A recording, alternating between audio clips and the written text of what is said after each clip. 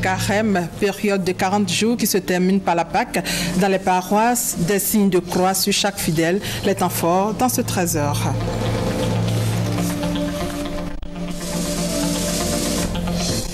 Dans l'actualité, le ministre de l'Intégration et ses collaborateurs prennent l'engagement de relever les défis de la diplomatie ivoirienne, engagement pris au cours d'une cérémonie bilan.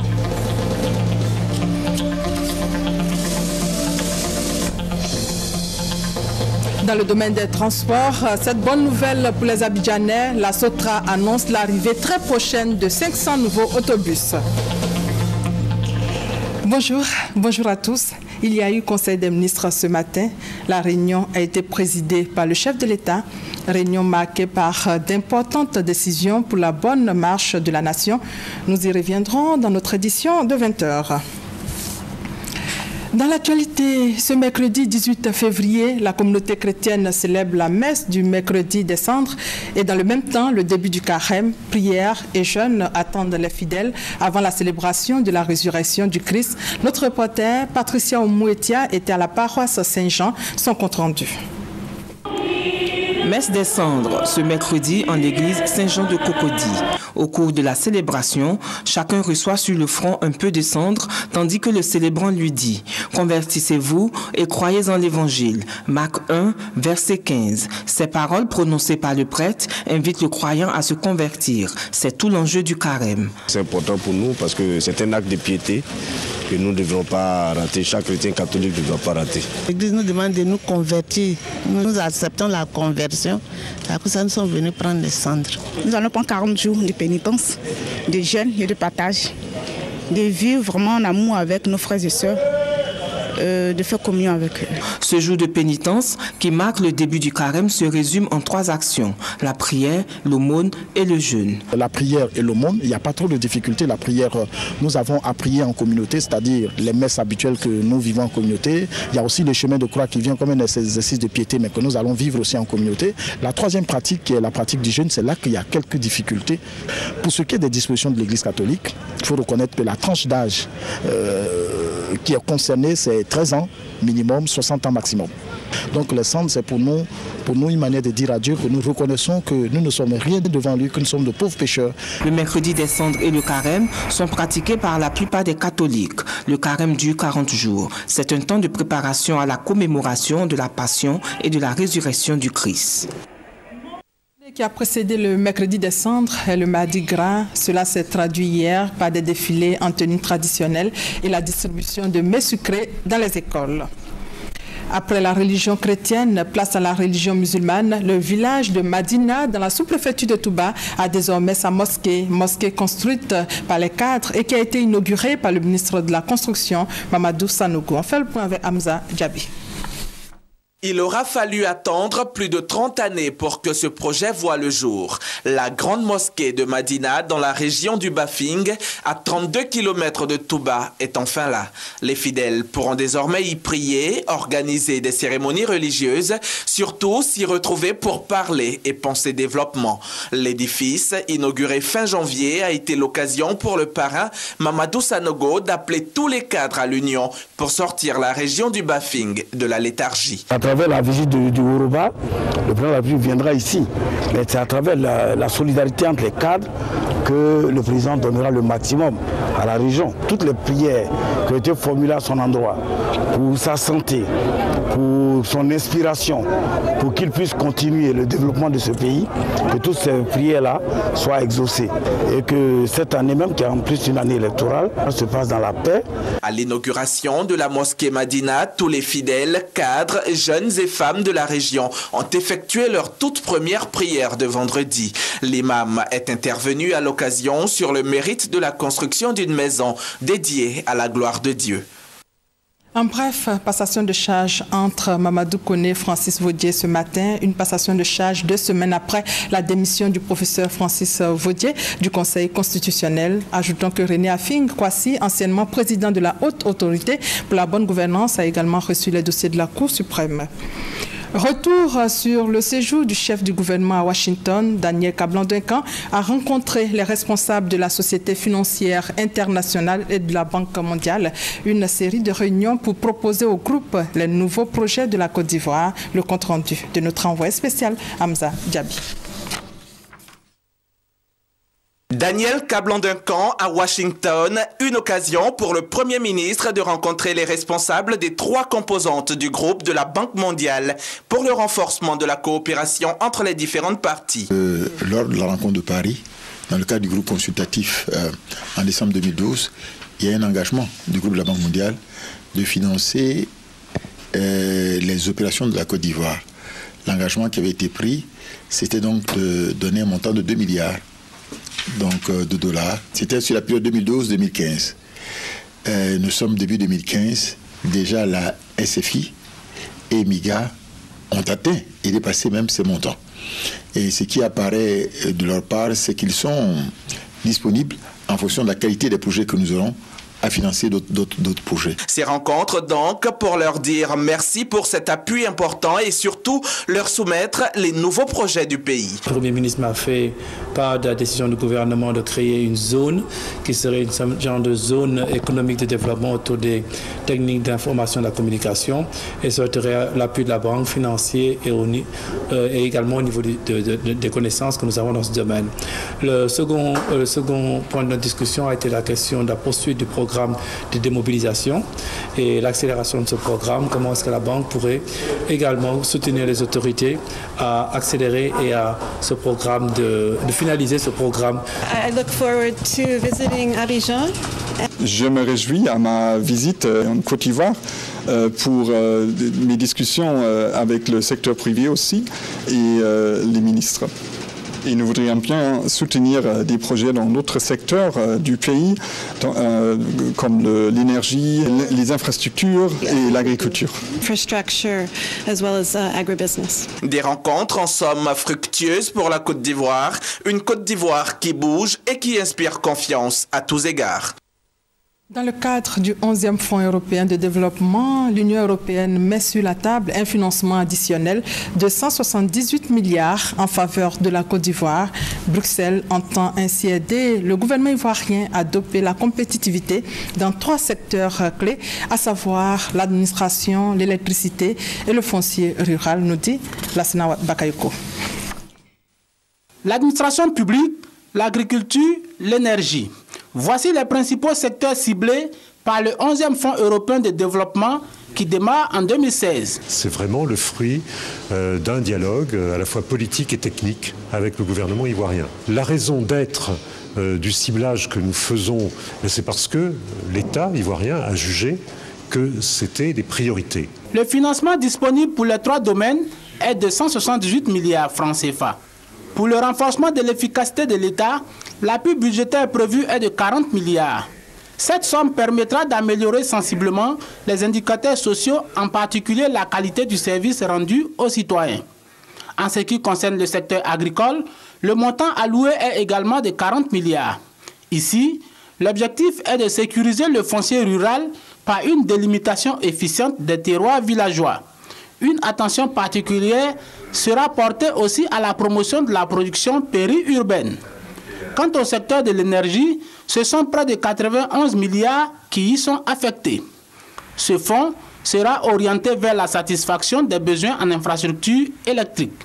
Il s'agit là de rattraper le défaut d'investissement et de répondre à la forte croissance de la demande en énergie à moindre coût. Ce sont des priorités qui ont été exprimées par le gouvernement et nous pensons que effectivement ça permettra d'avoir donc l'impact recherché au niveau donc des projets de développement. Les fonds européens de développement sont mis en œuvre à travers de grands projets.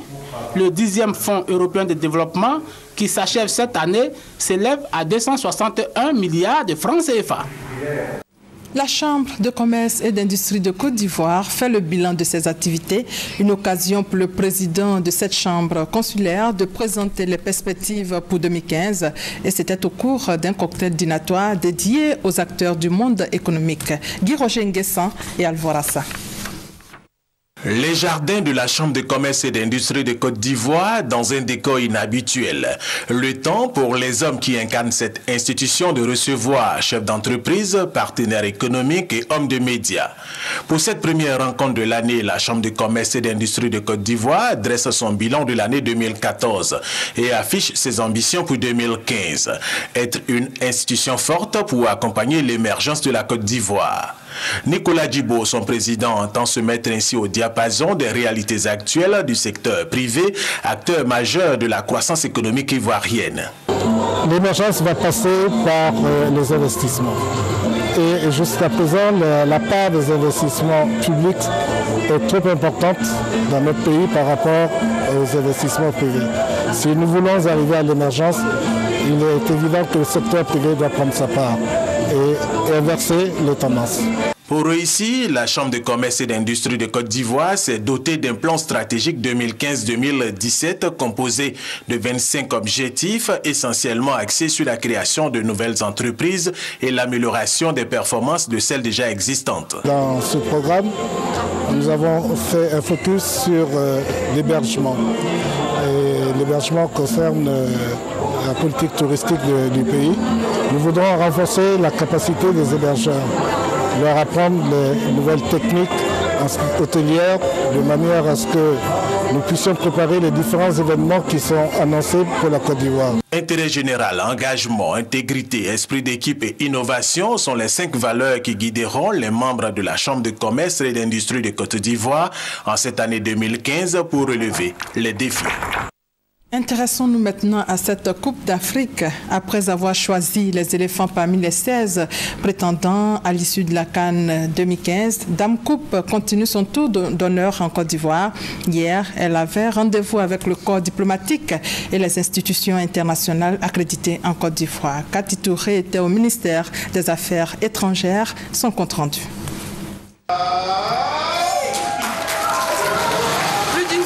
Après la victoire des éléphants à la Coupe d'Afrique des Nations, les émotions sont encore fortes.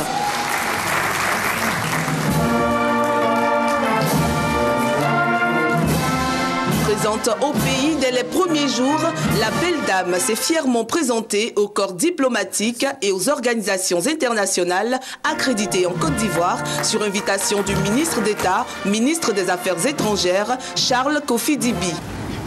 La Côte d'Ivoire se souvient qu'avec vous, nous avons traversé des moments difficiles en raison de la crise post-électorale que nous avons connue et que nous avons surmontée grâce à votre solidarité et à votre soutien. La Côte d'Ivoire se souvient également qu'ensemble, nous avons partagé récemment des préoccupations d'ordre sécuritaire et sanitaire à l'échelle de notre sous-région ouest-africaine.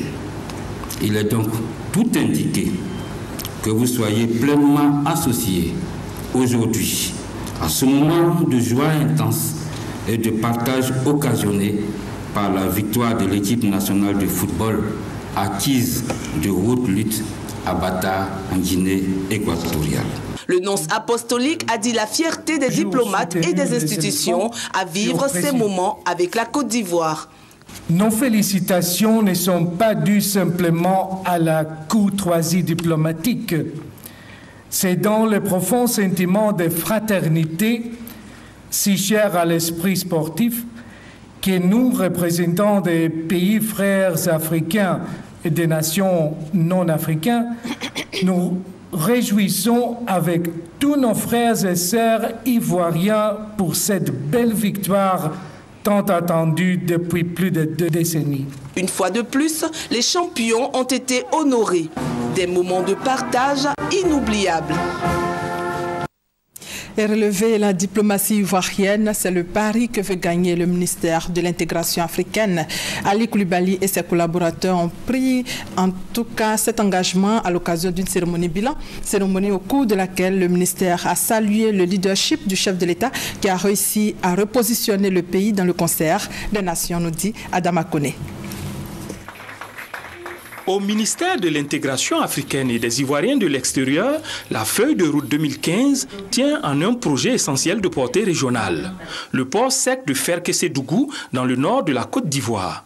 Le coût de ce port, d'une valeur de 300 milliards de francs CFA, est à la hauteur des vertus économiques du projet. Projet phare du gouvernement pour sa vision Émergence 2020. Il comprend la construction d'un terminal d'import et export, la réalisation d'un dépôt d'hydrocarbures et la construction d'un abattoir régional et des marchés à bétail. La réalisation du projet du port sec permettra de rapprocher immanquablement le port autonome d'Abidjan de ses partenaires de l'Interland. Le ministre Koulibaly indique que les études sont en finition et que les travaux pourraient démarrer cette année. Autour du projet gravitent une dizaine de projets secondaires communautaires.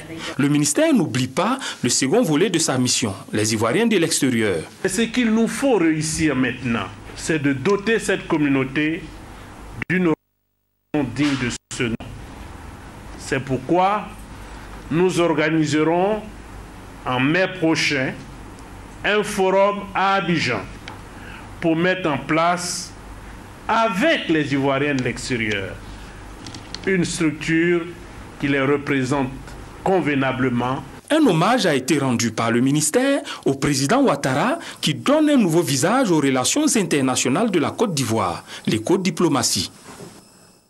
L'État s'engage dans la lutte contre le gaspillage d'eau potable et pour ce faire, le ministère des Infrastructures économiques, le programme pour la restauration des services sociaux et l'Office national de l'eau potable ont lancé une campagne de sensibilisation. Le slogan est « Je ne gaspille pas l'eau du robinet de mon école ».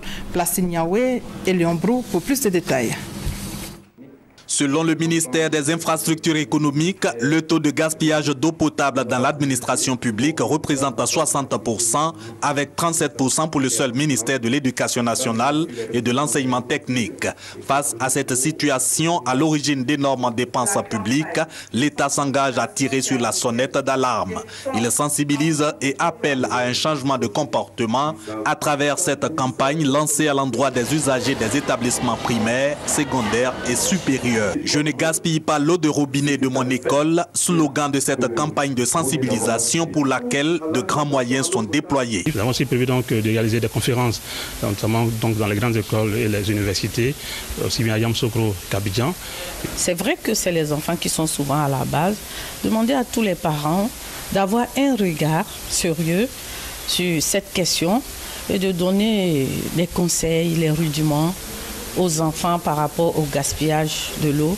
Entièrement financée par la BAD à hauteur de 120 millions de francs CFA, la campagne de sensibilisation contre le gaspillage d'eau dans l'administration publique va durer 2 mois. Elle concerne les districts d'Abidjan et de Yamoussoukro. Ne pas gaspiller l'eau et garder un environnement sain à l'école, c'est le but de la 3e édition de l'opération École propre qui a été lancée au lycée professionnel de Yopougon. Cette opération vise à mobiliser tous les acteurs autour de la promotion d'une bonne gestion de la salubrité en milieu scolaire. Patricia Omouetia. Journée de salubrité en milieu scolaire. Les élèves du lycée professionnel de Yopougon assainissent leur école. Sketch ou scénettes sont ici présentés par les élèves au cours de cette 3e édition pour une réussite en termes d'assainissement, d'embellissement et d'éducation à l'hygiène. Cette opération nous permet de rendre notre environnement propre. Nous sommes une école et quand les enfants sont malades, ils ne peuvent pas suivre les cours et ça cause des absences et ça donne des mauvais résultats. Raison pour laquelle chaque année, nous initions cette opération Mon école propre. Nous initions aussi le planting de fleurs parce que tout ceci permet d'embellir notre école et puis aussi ça éloigne la pollution. Encadreurs, élèves et éducateurs sont tous impliqués dans cette initiative pour un cadre de vie sain. La directrice prend bien soin de nous. Elle veut que nous soyons vraiment dans un cadre sain, propre, pour vraiment éviter certaines maladies. Et vraiment, et vous voyez, quand vous parcourez le lycée, vous vous rendez compte vraiment que c'est l'un des lycées, vraiment, je pourrais dire, des plus propres de la Côte d'Ivoire. Et vraiment, c'est une fierté pour nous. Cette campagne de sensibilisation sur la salubrité et la qualité de vie en milieu scolaire est initiée par le ministère de l'Éducation nationale et de l'enseignement technique. Ce communiqué du comité d'organisation des visites d'État du président de la République dans les régions de San Pedro, Boclé et Naroua. Dans le cadre des préparatifs de cette visite d'État, le ministre d'État, ministre de l'Intérieur et de la Sécurité invite les élus et cadres des dites régions à prendre part à la réunion de lancement qui aura lieu le vendredi 20 février à 15h à la salle Félix Houphouët-Boigny de l'hôtel du district d'Abidjan. En raison de l'importance de cette rencontre, la présence de tous est vivement souhaitée. Le présent communiqué tient lieu de convocation individuelle. Cette bonne nouvelle pour les Abidjanais. Bientôt, 500 nouveaux autobus seront acquis pour renforcer le parc auto de la Sotra, annonce faite par le directeur général de la Sotra au cours d'une rencontre avec le personnel. Emma Niamie. 500 nouveaux autobus neufs et 10 bateaux-bus bientôt dans le parc de la Sotra, la société de transport abidjanais, pour cette année 2015. Ces nouvelles acquisitions se feront grâce à un prêt d'une institution financière d'un montant de 32 milliards de francs CFA. Selon le directeur général de la Sotra, cette somme va permettre d'acquérir de nouveaux autobus sur une période de 4 années pour atteindre le volume de 2000 autobus en 2020. Nous venons de recevoir la lettre d'approbation pour une seconde facilité de 32 milliards CFA du dossier que nous avons présenté pour la marche de notre Sotra commune. Ces ressources financières permettront également de construire et d'ouvrir de nouveaux centres bus, de renforcer les capacités techniques et commerciales du personnel, ainsi que la qualité des moyens de maintenance et d'exploitation. Cette nouvelle qui a été applaudie par les agents mettra certainement du baume au cœur des clients de la Sotra, surtout ceux de Cody qui pourront se féliciter dans les mois à venir de la mise en œuvre d'un nouveau système de transport baptisé Réseau de proximité. Nous aurons l'express communal à Cocody, où nous avons passé une commande de 75 autobus neufs qui vont servir d'express à l'intérieur de la commune de Cocody, climatisés. 2015 sera aussi pour la Sotra l'année du bateau. 32 nouveaux bateaux-bus sortiront des ateliers de la Sotra pour renforcer le nombre existant. Pour lutter contre le chômage, la Fondation Émergence Jeunes Internationale vient de mettre sur pied un projet de formation-insertion. Objectif, aider les jeunes à s'insérer dans le tissu économique et social. Le lancement de ce projet a eu lieu à Boaké. Reportage Ouattara Djeneba, commentaire Charles Tatou. Selon le rapport de l'Agence d'études et de promotion de l'emploi AGEP, le taux de chômage des jeunes en Côte d'Ivoire s'élève à 12%. Pour apporter donc son appui au gouvernement dans sa politique de promotion de l'emploi jeune, la Fondation Émergence Jeunes Internationale a mis en place le projet de formation-insertion des jeunes. Le projet vient d'être présenté aux populations de la région de Gbeke. Projet à travers lequel la Fondation attend apporter aux populations son soutien dans leur quête d'emploi par la formation, l'insertion et l'offre de bourses d'études. La Fondation Émergence Jeunes vient comme un appui à tout le programme d'insertion professionnelle de l'État de Côte d'Ivoire. Alors nous voulons que chacun de nous comprenne que nous n'avons pas la prétention de résoudre tous les problèmes d'emploi jeune en Côte d'Ivoire. Nous voulons juste apporter notre contribution. Les autorités ont salué l'engagement des initiateurs et ont exprimé leur encouragement. De même, elles ont souligné l'importance de la jeunesse dans le développement d'un pays avant d'exhorter les jeunes au travail. Une jeunesse active, c'est une jeunesse qui travaille. Et une jeunesse qui travaille, c'est une nation qui se développe. Il est aussi important que vous, jeunes, femmes et membres de la Fondation, se mettent au travail. Car c'est seulement au prix du travail qu'on pourra avoir une place dans ce train de l'émergence. Plusieurs artistes ont donné une note de gaieté à la cérémonie. La FEJ a vu le jour en décembre 2014. Cette fondation vient en aide aux jeunes scolarisés et déscolarisés. Elle a déjà formé 24 jeunes en pâtisserie. Dans l'actualité également, l'ouverture à Yamoussoukro de la 34e session du conseil d'administration de l'école africaine des métiers de l'architecture et de l'urbanisme. Les travaux de Yamoussoukro vont permettre de renouveler les tests qui régissent cette institution panafricaine et asseoir par la même occasion un nouveau comité de gestion. Reportage Kader Sogodogo. L'école africaine des métiers de l'architecture et de l'urbanisme EAMO a été créée le 16 décembre 1975 à Kigali. Sa mission est d'assurer la formation des professionnels de l'architecture, de l'urbanisme et des gestionnaires urbains. Elle regroupe 14 pays d'Afrique de l'Ouest et du Centre. Son siège est à Lomé, au Togo. Les sessions du conseil d'administration se tiennent chaque année par rotation. La 34e session est organisée en Côte d'Ivoire. Le pays assure la présidence du conseil d'administration pour la période 2013-2015. La rencontre de Yamoussoukro, selon les experts de l'EAMO, sera décisive pour l'avenir de cette institution. L'école africaine des métiers de l'architecture et de l'urbanisme, l'EAMO, est aujourd'hui à la croisée des chemins. Il s'agit de doter l'EAMO d'un nouveau cadre statutaire et réglementaire ambitieux, à même de lui permettre de faire face aux nouveaux enjeux de la formation au métier de la ville. C'est une triple réforme institutionnelle, financière et organisationnelle qui s'impose à notre institution commune. Depuis plusieurs décennies, les hameaux au Togo forment des professionnels qui ont pour mission de donner à l'Afrique une architecture moderne qui obéit aux normes qui caractérisent les cités urbaines. Un communiqué final sera disponible au soir des assises de la 34e session. La noix de cajou au centre d'une réunion des acheteurs et des pisteurs à Korogo. Au centre de cette rencontre, la commercialisation de la noix de cajou et la création d'une fédération des acheteurs et pisteurs pour rendre la filière plus dynamique. Philomène Kwame Aïpe Korogo, commentaire Thérèse Tapeyobwe. Les aspects de la commercialisation de la noix de cajou, tel était le thème de cette rencontre initiée par l'Organisation des acheteurs de produits agricoles de Côte d'Ivoire, OAPACI. La rencontre a été l'occasion pour les acheteurs et pisteurs des différentes régions, notamment Bouaké, Bondoukou, Bouna, Mankono et Korogo, d'être instruits sur l'importance de s'organiser en fédération. Nous avons vu de manière individuelle, ce n'est pas facile qu'on arrive à obtenir ce qu'on veut. Et quand nous avons créé OAPACI, ça nous a permis d'ouvrir beaucoup de portes. Là, nous avons réfléchi et nous nous sommes dit pourquoi pas une fédération pour parler au nom de tous les acheteurs. Les participants à cette réunion ont parlé également de l'amélioration du prix de la noix de cajou ainsi que de la qualité du produit.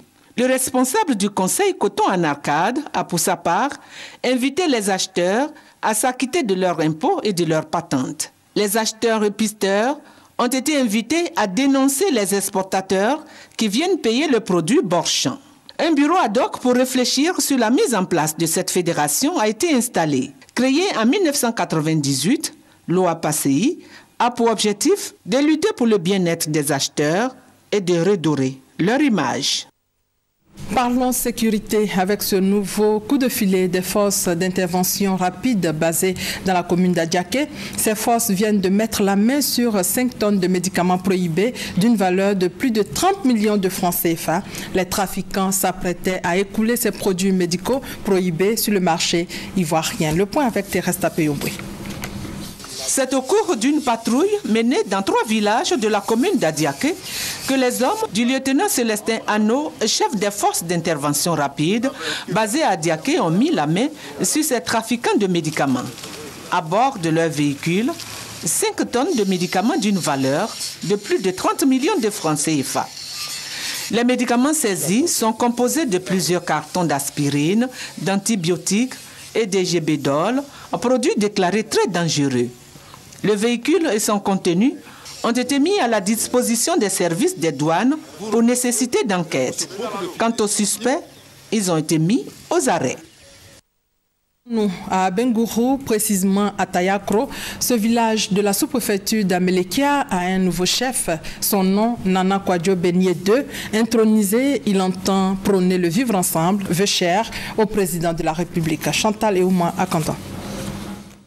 Nanan Kouadio Benye II, à l'état civil Boni Anizan, est désormais le chef du village de Taakro, localité située à l'est de la Côte d'Ivoire. La cérémonie d'intronisation du 9e chef de ce village a été une occasion de réjouissance et d'échange sur les défis de développement qui attendent le nouveau chef. Avec une population de 3000 habitants, le développement du village de Taakro peine à prendre forme. Le village dispose d'une école primaire et d'un centre de santé. Mais depuis sa création en 1936, Taakro vit encore dans l'obscurité, malgré les poteaux qui y sont implantés depuis près de 10 ans. L'adduction en eau potable est inexistante, encore moins un marché moderne. En tout, Taakro manque d'infrastructures pour son développement et l'intronisation de ce chef apportera sûrement un nouveau souffle au village. Politique en bref, hier, le président du Front populaire ivoirien et deux barons de l'ancien régime, Brogrebe et Kyotea Nassis, ont comparu à la cour d'assises. Afin-Guessan a plaidé plutôt pour une clémence de la cour pour les accusés de la crise post-électorale. Simone et Yves Gbagbo, elle sera à la barre le 23 février prochain. C'est la fin de ce 13h. Merci de votre fidélité. Merci de nous avoir suivis.